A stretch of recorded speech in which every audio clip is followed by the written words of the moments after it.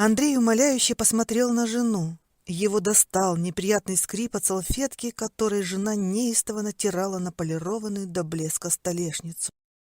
«Ксюша, ты дырку сделаешь, если не в столе, то у меня в голове точно. Умоляю, прекрати. Ну не нервничай ты так. Никита скоро придет. Он же обещал. Я разогреваю уже все во второй раз. Ну где он?» Жена присела на диван рядом с мужем. Андрей что-то читал на планшете. «А ты такой спокойный? Читаешь, как ни в чем не бывало!» — рассердилась жена. Тут послышался голос сына из прихожей. «Пап, мам, я пришел!» Никита показался в дверях столовой. «Почему опаздываешь? Ужин будет невкусный!» — пожурила его мать. Сын чмокнул маму в щеку, плюхнулся рядом с отцом. «Привет, пап. Ну что пишут?» Он уже увидел, что отец был не в духе. Через пару минут хозяйка уже несла дымящееся блюдо с пловом. Она обожала готовить, это единственное, что она делала с удовольствием. «Присаживайтесь, ребята». Пока мужчины рассаживались, она стала раскладывать еду по тарелкам. Отец строго смотрел на сына. Никите было неловко. Ну что такого он натворил? Пригласили на ужин и будут сверлить мозг? Но старался делать вид, что не замечает. «Мам, плов отменный, как всегда. Запах закачаешься, а вкус божественный», — заговаривал зубы Никита. Но сам подумал, сейчас начнется. «Сын, и ты ничего не хочешь нам рассказать?» — строго спросил отец. «Ну вот, началось. Давайте спокойно поужинаем», — предложил Никита. Молодой человек знал, почему его сегодня пригласили родители на ужин. Они были против его женитьбы с Ритой. Дали ему неделю срока прекратить эти неперспективные, как сказали родители, отношения. Но он не собирался их слушать. Ему было 23, и он сам платил за свое обучение, работал, жил отдельно, правда, на съемной квартире с другом, и считал вправе решать самостоятельно, на ком жениться и когда. Ему так не хотелось конфликтовать с родителями, а они не на шутку уперлись. Они решили, что его Ритка в него вцепилась мертвой хваткой, пронюхав где-то о их состоянии. Никогда он ей не рассказывал, что его родители состоятельные люди. А они у Никиты нигде не работали. Их достаток зависел от удачных инвестиций отца Андрея, деда Никиты. Он смог заработать свой капитал и выгодно вложить. Но пассивным доходом не успел воспользоваться. И на все готовое пришел его сын. Он просто принял наследство и не счел нужным больше работать. А жена его, Ксения, бросила свою скучную работу. Наняла домработницу, правда, приготовление еды не доверяла никому. Готовила только сама. Теперь они жили в свое удовольствие. И людей с достатком ниже, чем у них, не уважали. И считали ниже своего достоинства с такими общаться. Никита считал, что родители не имеют права так относиться к людям, которые трудятся сами и доход которых невелик. Каковыми и были родители его невесты. Отец пристально смотрел на сына, требуя подтвердить, что он расстался даже с мыслями о женитьбе на какой-то ушлой нищебродке.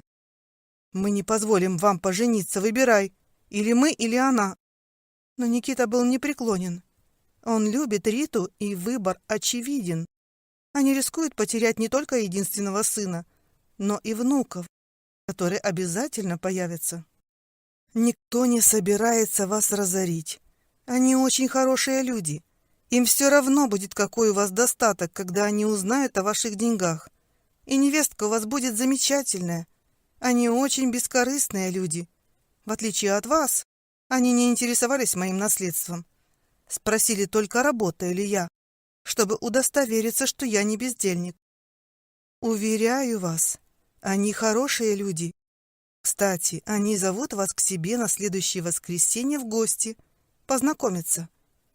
Родители задумались о горькой перспективе их отношений. Весь вечер отец был мрачен. Под конец вечера он сказал Никите, что познакомиться они поедут, но они сделают в семье Риты проверку, так ли бескорыстны эти люди. оденутся попроще, скажут, что имущество их сгорело и живут в общаге от работы, и узнают, правда ли они такие, как говорит сын. На что Никита поулыбался и попросил его уволить от каких-либо цирковых представлений. Он с ними не пойдет, и пусть они позорятся сами. Ксения решила основательно подойти к этому вопросу. Разузнала на каком-то форуме, что экономно одеваются в секонд-хенде, и подобрала себе и мужу там подходящий придуманному образу гардеробчик. И в воскресенье, довольная своей предприимчивостью, они поехали развлекаться, прихватив с собой бутылочку водки, предварительно перелив ее в пластиковую тару, чтобы выглядела как самопал. Оставив свой джип во дворе соседнего дома, заявились к будущим сватам, как бы они приехали на общественном транспорте. Про себя не отметили, что район, в котором жила Рита с родителями, был не самый плохой. Дверь квартиры не обшарпанная. Интересно, как будет внутри? Они позвонили. Родители Риты открыли дверь и не сразу поняли, что это пришли родители Никиты, но, придя в себя, пригласили их войти. Рита с удивлением смотрела на гостей. Она с нетерпением ждала встречи, и то, что она увидела, немного не соответствовало ожиданиям. Очень переживала, а тут такое. Теперь ей было понятно, почему будущий муж не рассказывал ей о своих родителях. Ему, наверное, было неудобно вдаваться в подробности. Но в конце концов родители не выбирают, и если они вырастили такого прекрасного человека, как Никита, то, возможно, не все так плохо, успокоилась девушка. Будущие сваты пришли в себя и пригласили гостей за накрытый стол. Андрей с Ксенией разглядывали обстановку и видели, что все очень обычно и аккуратно. Хозяева приличные, но это же никак не говорит о том, что они не хотят нажиться за счет других, например, за счет мужа их дочери. Андрей достал бутылку своей водки и поставил на стол. Предложил выпить за знакомство.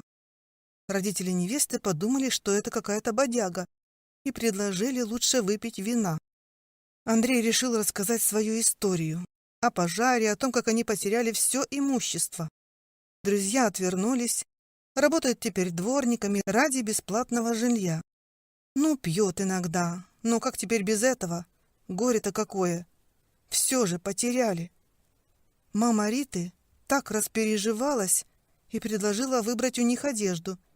И вообще, если им так тяжело с жильем, пусть поживут у них. Молодые ведь будут снимать жилье, а сваты могут поселиться в комнате Риты. А Рита поначалу, если и была в недоумении, почему Никита не пришел, теперь поняла, что, наверное, он боялся, что ее родители будут против их свадьбы. Она сидела молча. Гости переглядывались. Такого исхода событий они не могли предположить.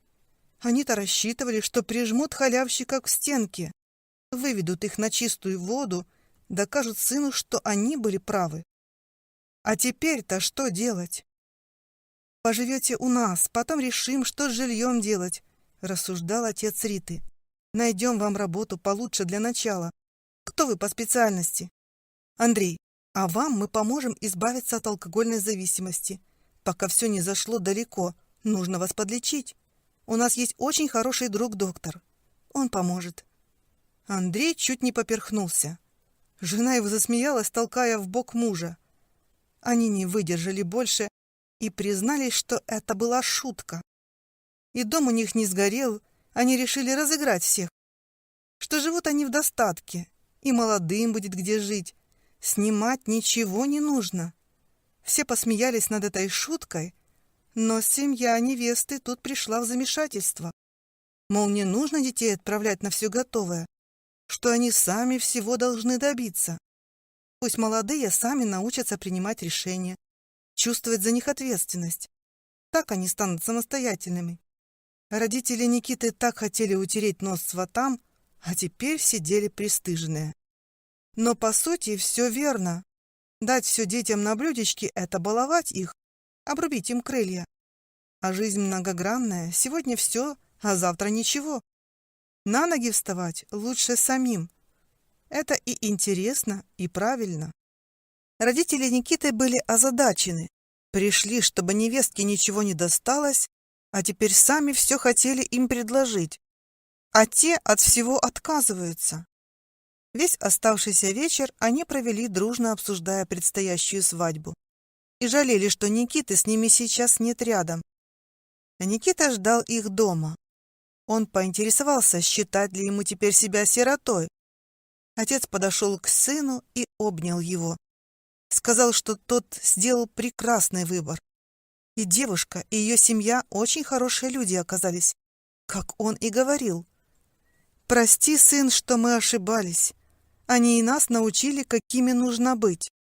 Мы выяснили, что они помогают в благотворительном фонде, и мы с твоей мамой тоже решили присоединиться». Так у родителей Никиты и Риты появилось общее занятие. Оказалось, что в жизни есть масса дел, которые приносят больше радости и счастья, чем деньги. All right, everyone's presentations are done. Nick, the manager, said as he tried to move the discussion forward. Excuse me, I haven't. I recently found out something. Nick interrupted me and began to speak. There's apparently someone in this department who didn't graduate high school and is just a part-timer.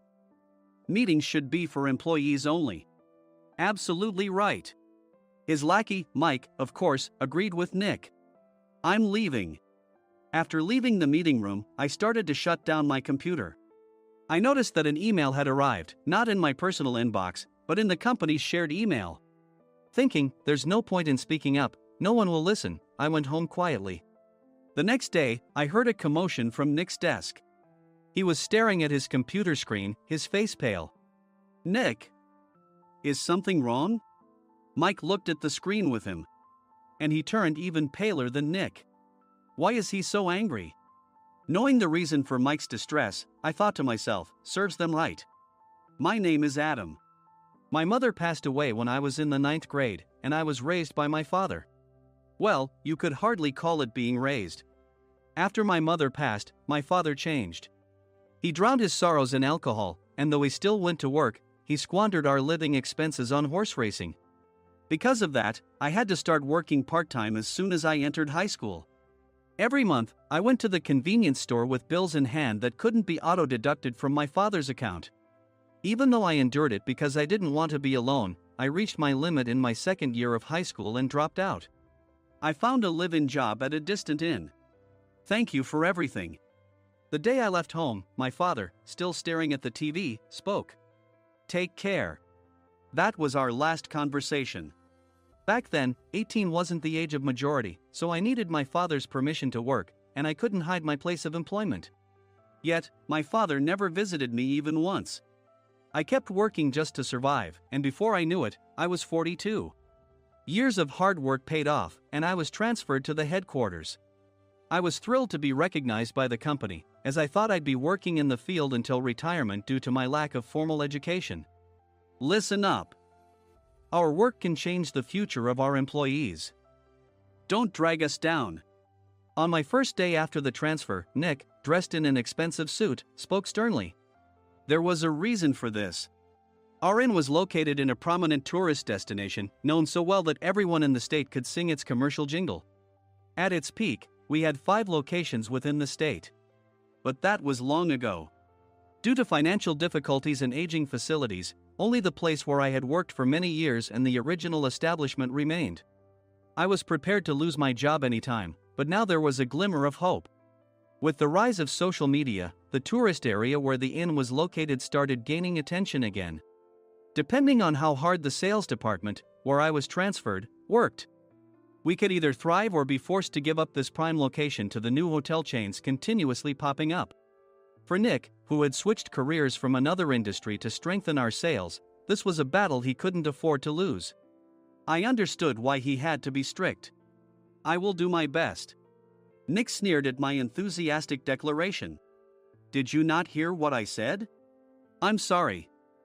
I thought I was listening carefully.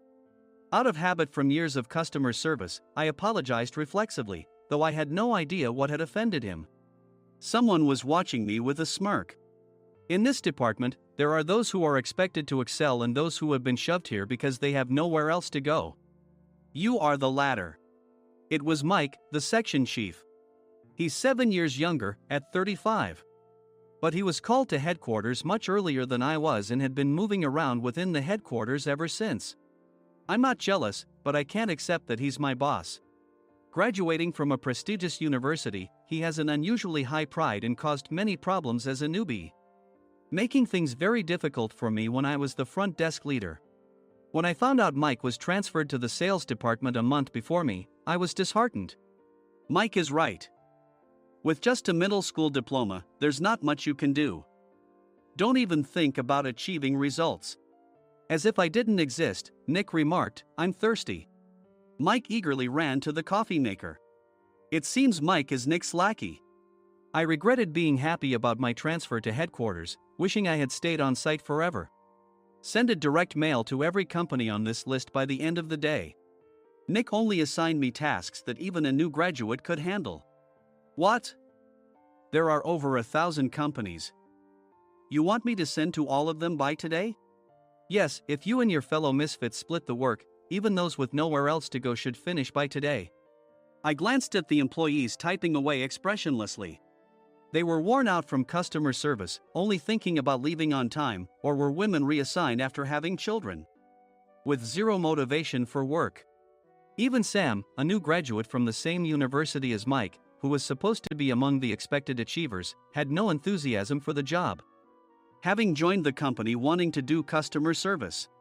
"I don't care what they say, I plan to quit any time," he said. Only Nick and Mike were highly motivated, making all the decisions between the two of them. I originally only wanted to work at the inn to survive and had no particular attachment to this job. I swallowed my words, thinking I had no right to reprimand them. About a month after the transfer, Nick told us with a frustrated look, "To commemorate the 50th anniversary, we've decided to create a plan exclusive for one group per day." Originally, Mike and I were supposed to come up with it, but our president, Mr. Thompson, insists on hearing everyone's opinions. "So, you all get a chance." As Nick explained, Mike began handing out prints. "Make sure not to embarrass Nick. If your ideas are half-baked, you'll have to redo them." It seemed that they had printed his handwritten notes by Mr. Thompson, which included several questions and a section for free responses. It made sense why Nick had to seek our input, given that all responses had to be submitted to Mr. Thompson. We were given a week to think about it, and a meeting was scheduled to compile our ideas. My plan is to let guests enjoy both the old and modern America. Nick began the presentations. Guests would watch a master confectioner at a nearby traditional sweet shop make sweets in front of them. The welcome drink would be premium tea in a bottle. Nick's plan was certainly attractive. After his presentation, Nick called on us to present in the order we were seated. Just as I stood up for my turn. "All right, everyone's presentations are done." "Excuse me, I haven't. I recently found out something." Nick interrupted me. "There's someone in this department who didn't graduate high school and is just a part-timer." He was likely talking about me. I joined the company as a part-timer and was made a full-time employee when I turned 20. That was 20 years ago, so Nick and Mike probably had no chance to know until recently. Meetings should be for employees only. Absolutely right. After that, Nick kept creating opportunities to solicit everyone's opinions, purposefully excluding me from speaking. The meeting unexpectedly heated up and went past the scheduled end time. A few people asked to leave, and the discussion continued with the remaining few. "Still here?" Normally, you'd leave in that situation. Though I had no attachment to the job initially, hearing kind words from customers made me want to make them happier.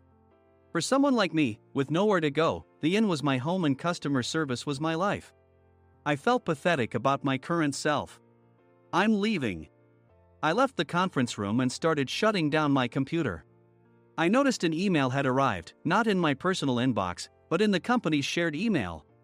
Thinking no one would listen to what I had to say anyway, I quietly went home. The next day, while preparing the DM as instructed, I heard a commotion from Nick's desk. In his haste to stand up, he hit his knee on the desk. He stared at his computer screen, his face pale. "Nick? What's wrong?" "Mike, thinking he should be the first to rush over, approached Nick while still wearing his coat. He peered at the screen with Nick. And he turned even paler than Nick. Why is he so angry? Who is responsible for this company? Nick, more irritated than ever, asked, and Mike answered without checking. Probably Sam. Sam wasn't there because he was attending a morning training session for new hires.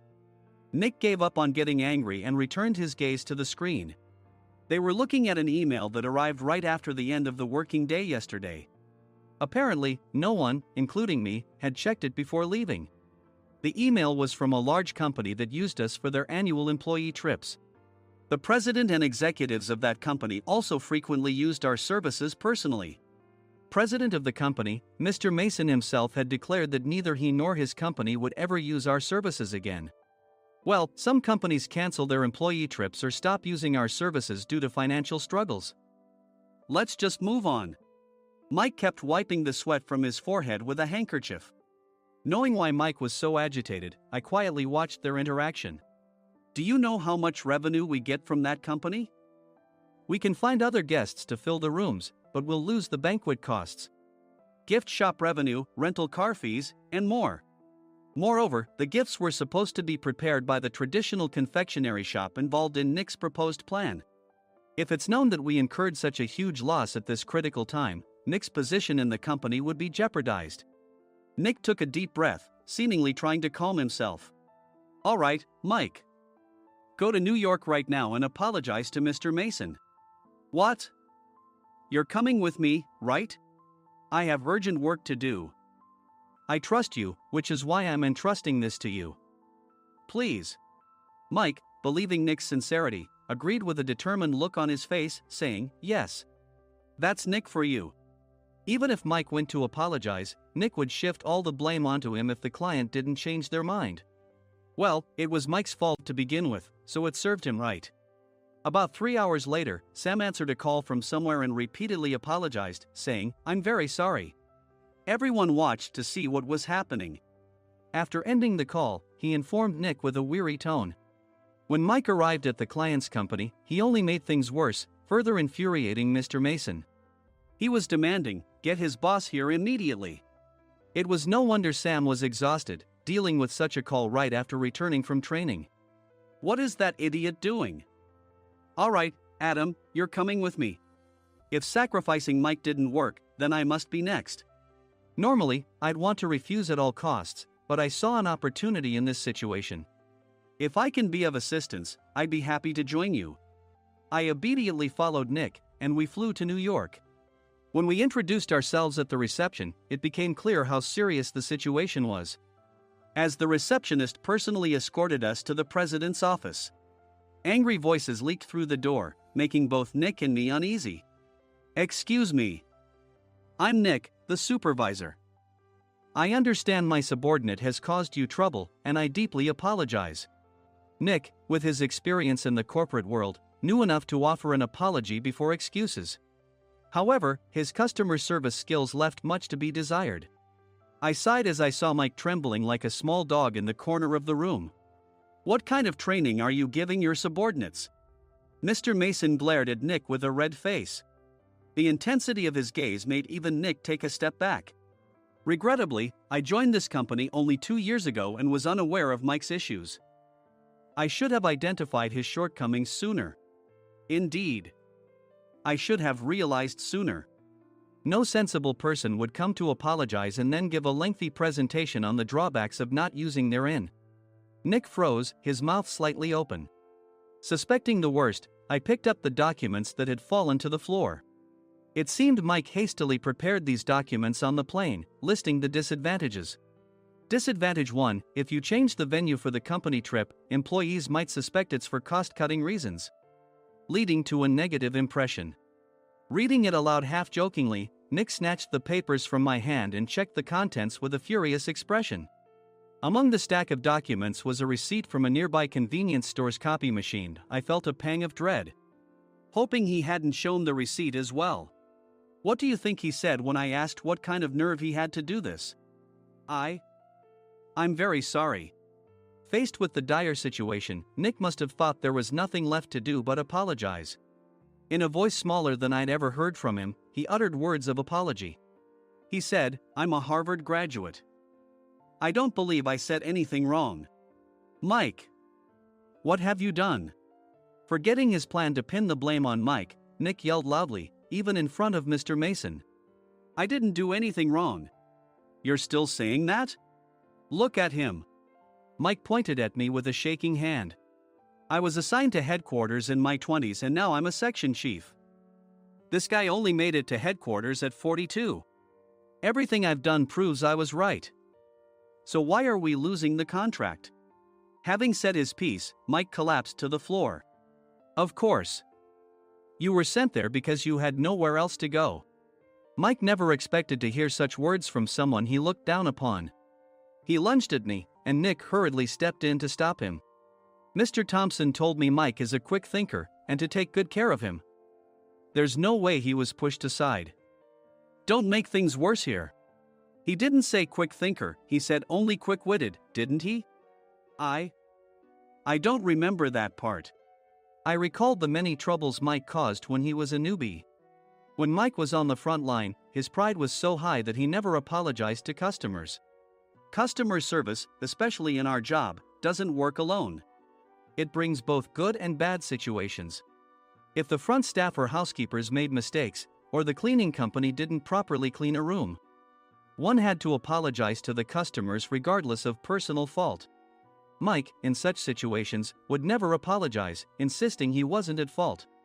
This often angered customers, and as the front desk leader, I frequently had to apologize on his behalf. He caused complaints and disrupted operations, which is why he was quickly moved to headquarters. In departments where he didn't interact directly with customers, his quick thinking was beneficial and things went well. But it seemed his flaws were starting to show. Corporate reservations are supposed to be entered into the system by the sales representative. But a quick check yesterday revealed that more than 10 items were missing from the client's reservation. The handover document clearly stated what needed to be prepared. Why didn't you enter it into the system? Why do we have to give them special treatment? Filling rooms near the banquet hall, setting up all the food in advance. Specifying the brand of wine, they're too demanding. No wonder he always angered customers, I thought, feeling a headache coming on. Grouping them in rooms near the banquet hall is for our benefit too. It makes it easier for the staff to set up beds and serve breakfast since everyone's schedule is synchronized. As for the other requests, Mr. Mason suggested them to lighten our load. I didn't know that.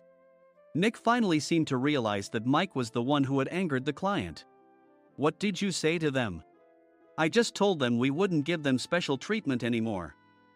We shouldn't waste effort on things that don't bring in money.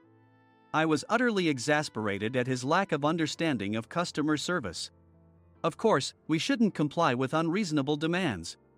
But carrying over successful practices from past stays makes customers feel remembered and enhances their experience.